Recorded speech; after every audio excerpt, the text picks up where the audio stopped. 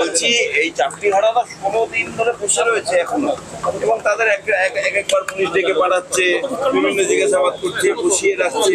সমাধান মমতা ব্যানার্জির হাতে।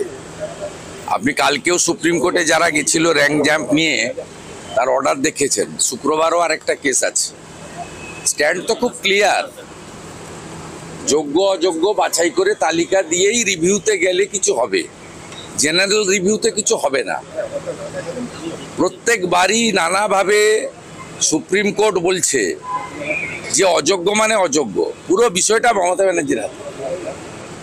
এবং কালকে পরশুদিন প্রাইমারি হিয়ারিংয়ে দেখেছেন এজি কি বলেছে। বলেছে বেনিয়ম মানে দুর্নীতি নয়, বেনিয়ম আর দুর্নীতি এটা তো সমার্থক, সবাই জানে।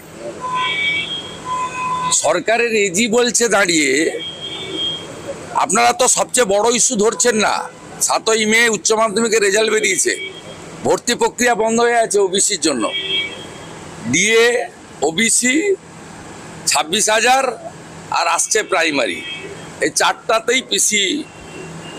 জাফরাবাদে যে বাবা ছেলেকে খুন করা হলো, কোর্ট নিযুক্ত যে কমিটি এনআইএ বলছে